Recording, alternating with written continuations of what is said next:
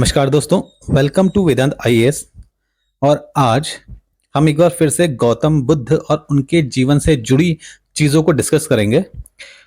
तो जहाँ तक हमने पढ़ा था उसी क्रम को आगे बढ़ाते हैं। बौद्ध संघ और उसकी कार्यप्रणाली को आज समझते हैं, ठीक है। तो संघ की कार्यप्रणाली इस प्रकार थी।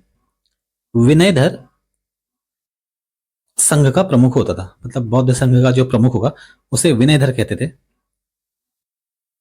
संघ की जब सभा होती थी उसमें जो प्रस्ताव लाया जाता था उस प्रस्ताव को नति या वृत्ति कहा जाता था, ठीक है। उस प्रस्ताव के पाठ को अनुसावन कहा जाता था, ठीक है। अगर प्रस्ताव बहुमत से पारित हो गया तो उसे भूम स्कीम कहा जाता था, और अगर किसी प्रस्ताव पर मतभेद होता था तो उसे अधिकरण कहा जाता था, ठीक है। अधिकरण की स्थिति में मतदान होता था। मतदान यानी कि देखा जाता था कि कितने लोग प्रस्ताव के पक्ष में हैं और कितने लोग प्रस्ताव के पक्ष में नहीं है। और यह मतदान गुल्लक या विवतक रूप में भी होता था। मतलब एक गुल्लक होता था, उसमें सारे मतों को डाल दिया जाता था और उसमें से उनको छांट लिया जाता था कि किसके पक्ष में मत पड़े हैं। तो इसमें पता नहीं चलता था किस व्यक्ति ने किसके पक्ष में मत दिया है, ठीक है। इसके विपरीत विवतक एक और प्रणाली थी जिसमें ओपन वोटिंग होती थी, जिसमें पता रहता था कि इन्होंने इस पक्ष में वोट दिया है, ठीक है। मतदान करने वाले अधिकारी को शलाका ग्राहक कहते थे, ठीक है। और आसन पन्नाक नाम का अधिकारी बैठने की व्यवस्था करता था। मतलब जिस सदन में जिस जगह पे मतदान होना है वहां पे बैठने की जो व्यवस्था करने वाले व्यक्ति को आसन पन्नाक कहते थे। संघ की सभा के लिए कोरम 20 सदस्य हुआ करती थी, ठीक है। तो 4 तरह के दंड थे। पहला था ब्रह्मदंड, दूसरा पारिवास, ठीक है, तीसरा मानंत और चौथा सती विनय। ठीक है, ब्रह्मदंड सबसे बड़ा दंड था, ठीक है। बुद्ध ने यह दंड अपने सारथी छंदक को दिया था, ठीक है। मानंत में भिक्षु को संघ की सदस्यता के सामान्य अधिकारों से जो 6 डेज के लिए वंचित कर दिया जाता था, ठीक है। अगर किसी दूसरे संघ से कोई संघ है, उस संघ से आना है बौद्ध संघ में, ठीक है, तब परिवास का कॉन्सेप्ट था। परिवास एक तरह का प्रोबेशन पीरियड था, ठीक है, कि अगर आप किसी दूसरे संघ से बौद्ध संघ में आ रहे हैं तो उसके लिए आपको परिवास करना होगा, ठीक है। सती विनय एक और कॉन्सेप्ट था। सती विनय जब किसी चीज को लेकर के वाद विवाद हो जाता था तब सती विनय किया जाता था, ठीक है। पराजिक एक और दंड था। पराजिक में लिख दे रहा हूं यहां पे, ठीक है। इस दंड के भी अपने नियम थे। तो जैसे हत्या है, संभोग है, जैसे गंभीर अपराधों के लिए पराजिक एक और दंड होता था, ठीक है। बुद्ध की जो शिक्षाएं हैं वो है मागधी भाषा में।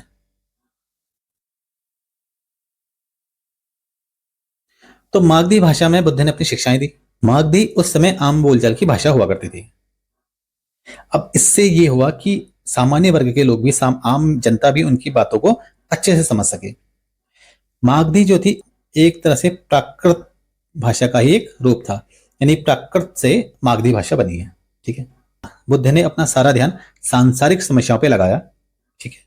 इस समस्याओं के लिए बुद्ध ने मध्यम मार्ग का सुझाव दिया।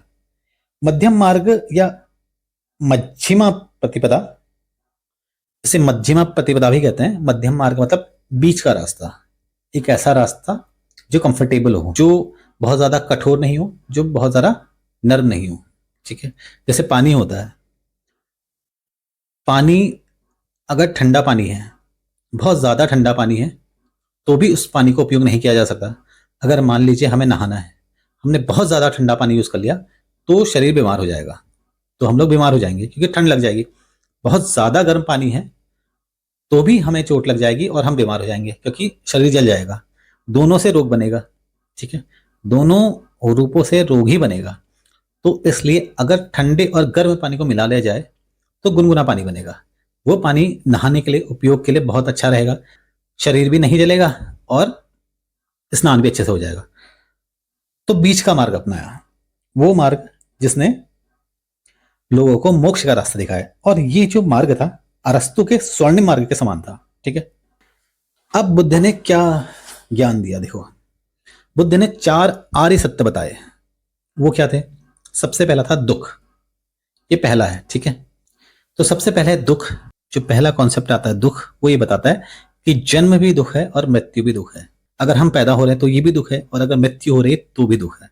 मानो किसी से मिलना चाहता है, ठीक है, और वो मिल जाता है, उसका मिलन होता है, तो भी वो दुख है।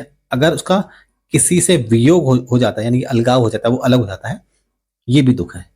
यानी कि अगर हम किसी चीज को चाह रहे हैं पाना, किसी इंसान से चाहते हैं, मिलना चाहते हैं, कोई हमारा साथी है, हम उस साथी को पाना चाहते हैं, अगर हम उससे मिल जाएं तो भी दुख होगा। अगर हम किसी संपत्ति को, किसी टारगेट को अचीव करना चाहते हैं और हम उसे कर लेते हैं, उस टारगेट को अगर हमने अचीव कर लिया तो भी दुख पैदा होगा। और अगर हम उस टारगेट से, जिसे हम पाना चाहते हैं, उससे अलग हो गए तब भी दुख होगा, ठीक है। यानी कि प्राप्ति भी दुख है और अप्राप्ति भी दुख है। मिल गया तो भी दुख पैदा होगा, नहीं मिला तो भी दुख पैदा होगा। यानी कि बुद्ध ने कहा कि दुख ही दुख होगा, तुम्हें कुछ भी कर लो, ठीक है। दुख समुदाय क्या कहता है? दुख समुदाय में दुख के मूल कारणों को बताया गया है। दुख के मूल कारण है अविद्या। सबसे पहले आता है अविद्या, ठीक है। अविद्या के बाद आता है तृष्णा। अविद्या और तृष्णा यानी कि क्रेविंग, किसी चीज की लालसा होना।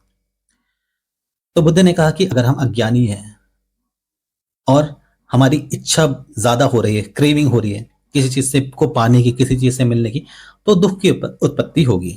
कैसे होगी? मान लीजिए एक व्यक्ति है, ठीक है, वो व्यक्ति चाहता है कि मैं संसार की सारी संपत्ति हासिल कर लूं। एक व्यक्ति चाहता है कि मैं संसार की संपत्ति हासिल कर लूं, लेकिन उसके पास इतना ज्ञान ही नहीं है। सबसे पहली चीज तो उसे ये पता नहीं है कि उसे कैसे प्राप्त करना है, और इच्छा बढ़ती जा रही है। अगर उसके पास बुद्धि होती तो वो समझता कि उस चीज को हासिल नहीं कर पाएगा। कोई भी व्यक्ति जिसको ज्ञान होगा, बुद्धि सही ठीक ठाक हुई, वो समझ सकेगा कि पूरी दुनिया की संपत्ति को मैं हासिल नहीं कर सकता, पूरी दुनिया पे मेरा राज नहीं हो सकता, ठीक है। तो सबसे पहली चीज अविद्या ही हो गई। तृष्णा, अब इच्छा तो हो रही है, मन में क्रेविंग हो रही कि नहीं चाहिए तो चाहिए। ये दोनों जब मिल गए, इन दोनों का मिलन हो गया, अविद्या का और तृष्णा का, यानी क्रेविंग का और अज्ञानता का, तो इनके मिलने से दुख पैदा हो गया। दिमाग होता, ज्ञान होता, तो पता चलता कि नहीं, इसे प्राप्त करके कुछ नहीं मिलेगा और हम इसे प्राप्त भी नहीं कर सकते हैं, और प्राप्त कर भी गए तब भी सुख नहीं मिलेगा। बुद्ध का कथन यही है कि अगर आप किसी चीज को चाह रहे हैं, किसी चीज को पाना चाह रहे हैं और बहुत मुश्किल है, आपने अगर उसे पा भी लिया ना, तब भी आपको सुख नहीं मिलेगा, शांति नहीं मिलेगी, ठीक है। सुख नहीं मिलेगा तो शांति मिलने की तो बात ही नहीं होती है। तो अविद्या और तृष्णा का अगर हम अंत कर दें, ठीक है, तो दुख निरोध होगा, यानी कि दुख में लगाम लग जाएगी। हमारे पास बुद्धि आ गई, दिमाग आ गया और क्रेविंग खत्म हो गई। देखिए, बुद्धि आ जाएगी जिस व्यक्ति के पास ना, उसकी तृष्णा खुद ब खुद खत्म हो जाएगी। उस व्यक्ति का ज्ञान उसकी क्रेविंग्स को दबा देगा, क्योंकि क्रेविंग होगी नहीं। अगर हमने अच्छी शिक्षा ले ली, सही शिक्षा ले ली, तो ऐसा हो ही नहीं सकता कि मन में फालतू की क्रेविंग उत्पन्न हो। पता चल जाए कि क्या खाना है क्या नहीं खाना है। अगर बहुत ज्यादा हमारी इच्छाएं बढ़ती कि आज इस खाने को खाना है, आज वहां घूमना है, ये लेना है, अगर दिमाग सही रहेगा ना, तो कभी इच्छा ही नहीं होगी, क्योंकि बुद्धि सबसे ऊपर होती है, वो बताएगी कि तुम्हारे लिए ये सही है, ये नहीं है, तो हम खुद ब खुद सही डायरेक्शन में आ जाएंगे, ठीक है। और दुखों के अंत से निर्वाण की प्राप्ति होती है, यानी कि अगर हमारे दुख खत्म हो गए तो हमें निर्वाण प्राप्त हो जाएगा, यानी कि मोक्ष प्राप्त हो जाएगा। तो मोक्ष प्राप्त करने के लिए ज्ञान प्राप्त करना जरूरी है, और ज्ञान प्राप्त हो गया तो तृष्णा खुद ब खुद खत्म हो जाएगी, अगर सही ज्ञान प्राप्त हो तो। ज्ञान प्राप्त करने के बाद लोग शैतान भी बन सकते हैं। ऐसा नहीं है कि ज्ञान प्राप्त करने के बाद आदमी की तृष्णा ही खत्म हो, और ज्यादातर होता है कि ज्ञान प्राप्ति के बाद लोगों की तृष्णाएं बढ़ जाती हैं। वो सोचते हैं कि अगर हम इस पद पे पहुंच गए तो यहां से भी पैसा खाएंगे, वहां भी अपने शौक पूरे करेंगे, यहां भी संपत्ति हासिल करेंगे। तो एक चेहरा तो ये भी है, एक हिस्सा ये भी है, लेकिन आपको अगर सही विद्या मिल गई तो तृष्णा का अंत हो गया और निर्वाण की प्राप्ति हो गई, ठीक है। दुख निरोध गामिनी प्रतिपदा, ये बताता है कि इस दुख निरोध के लिए, मानी दुख को खत्म करने के लिए किस मार्ग का अनुसरण किया जाए, मतलब किस रास्ते पे चल करके हमारे दुख निरोध हो सकता है, हमारे दुख को खत्म किया जा सकता है। दुख को खत्म करने का रास्ता बताता है दुख निरोध गामिनी प्रतिपदा, ठीक है। तो दुख निरोध गामिनी प्रतिपदा में अष्टांगिक मार्ग का कॉन्सेप्ट आता है।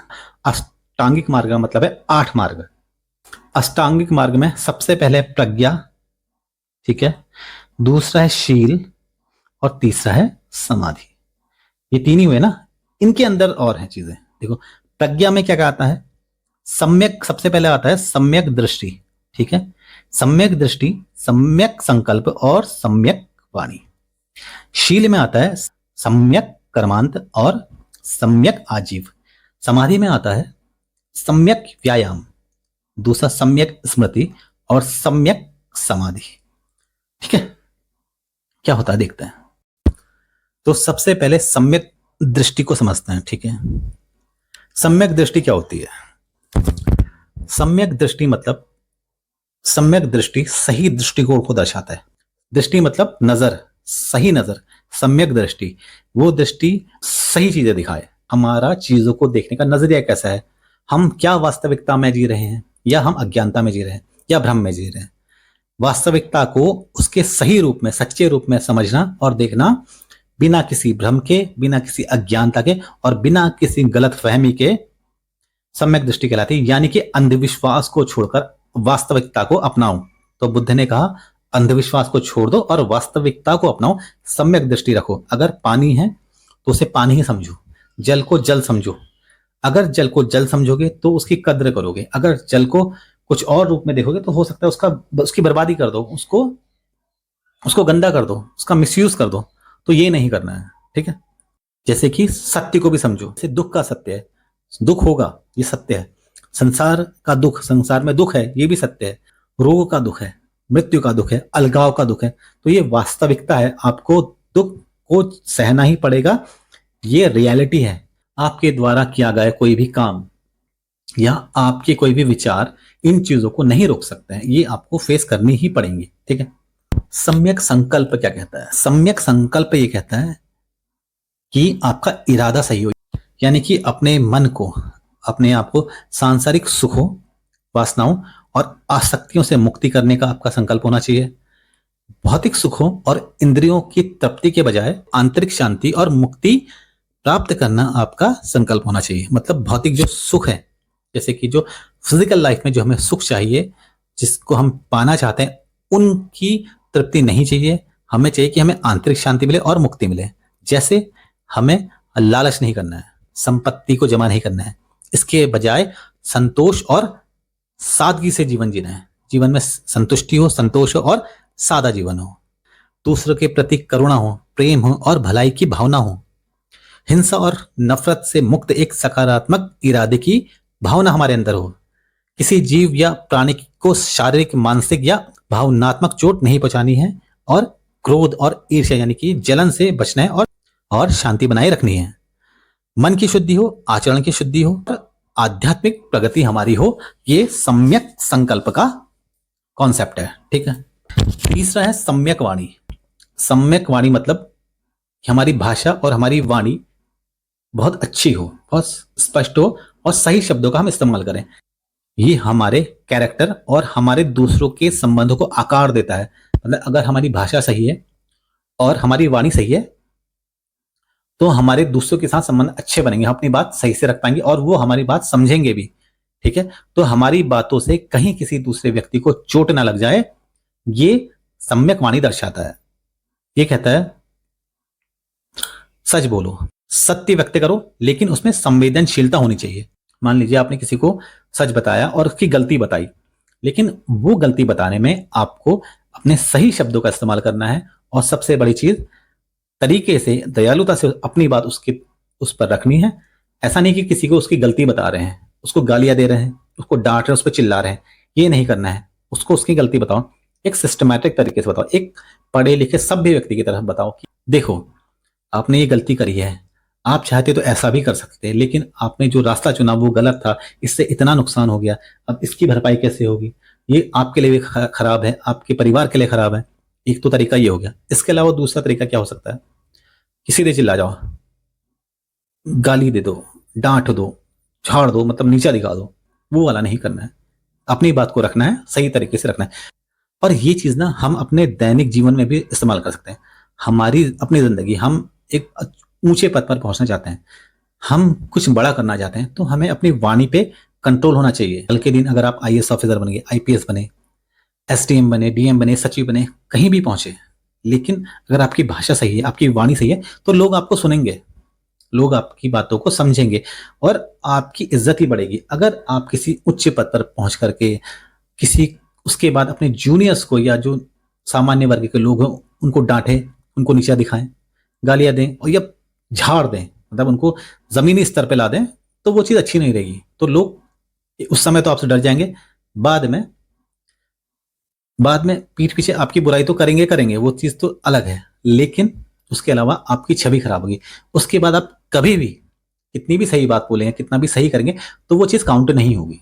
तो अपनी भाषा पे कंट्रोल होना चाहिए और ये चीज हमारा कैरेक्टर बनाती है। अगर हम किसी बड़े पद पे हैं, उच्च पद पे बैठे हैं, बड़ी कुर्सी में बैठे हैं, तो हमारी बातों से, हमारे शब्दों से ना वो गरिमा झलकनी चाहिए, वो दिखना चाहिए कि हाँ ये है, देखिए इस पद पे पहुंचने लायक ये व्यक्ति है, कमिश्नर बन जाए, इवन कैबिनेट मिनिस्टर बन जाए, लेकिन वहां पर बैठ करके हम शब्द सही नहीं चुन रहे हैं ना, उल्टा सीधा बोल रहे हैं, तो वो चीज उस कुर्सी का भी, उस पद का मान नहीं होता है, उल्टा उस चीज को नीचे गिराना हो जाता है।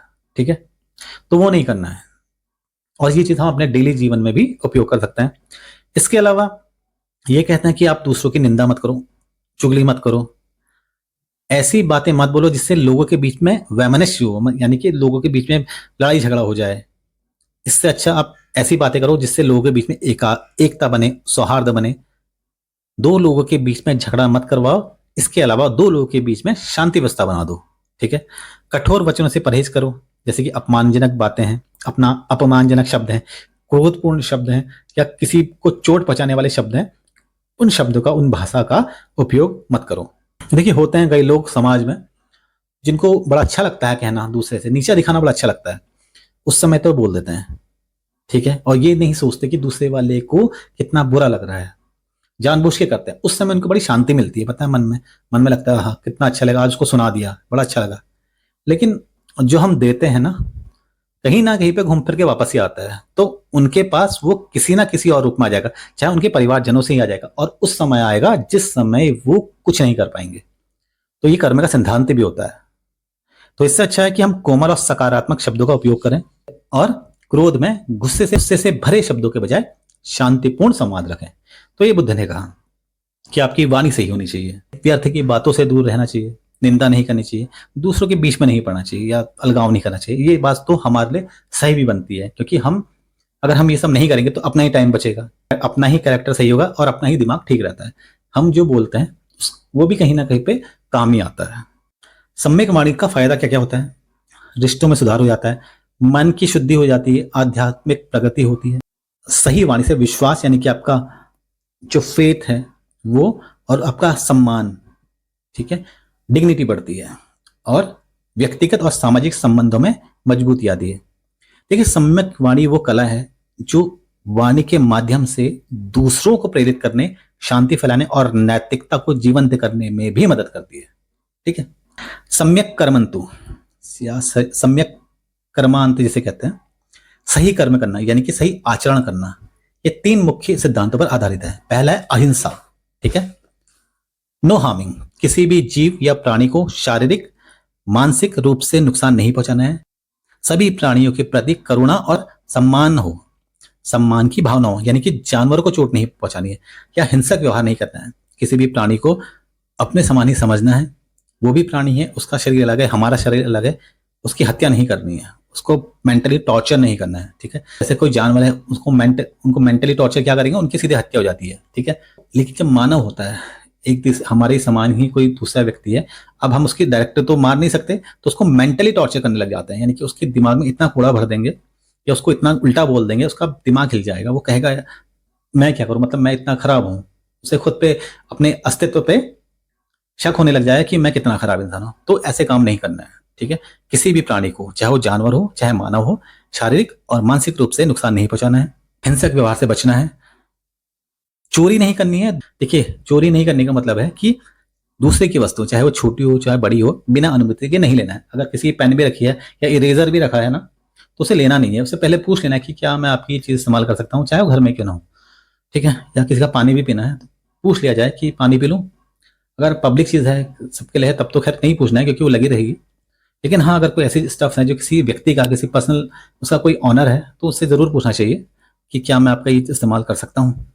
ठीक है, तो अनुमति लें, उसके बाद उसका उपयोग करें, और चोरी तो करें ही ना। ठीक है, और अगर कमाना है तो अपनी मेहनत से कमाना है और दूसरे के अधिकारों का सम्मान करना है कि हम कमा रहे हैं, ठीक है, हम जितना कमा रहे हैं, जितना ज्यादा कमा रहे हैं अच्छी बात है, लेकिन जो दूसरे हैं उनका भी कुछ अधिकार बनता है सही से जीने का, चाहे वो हमसे धन में कम हो, कम धनी है, उसके बाद गाड़ी नहीं है, बंगला नहीं है, या रुपया पैसा मकान नहीं है, लेकिन फिर भी वो इंसान है, उसके अपने अधिकार है, उसको उसके अधिकार जो मिलने चाहिए वो जरूर मिलने चाहिए, उसका भी सम्मान पूर्वक जीने का अधिकार है।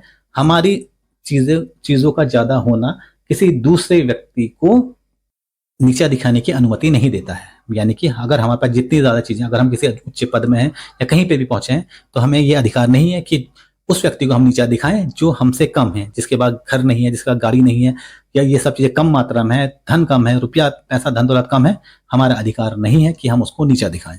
उसके उसके अपने अधिकार है, उसको मानवीय गरिमा के साथ जीवन जीने का पूरा अधिकार है।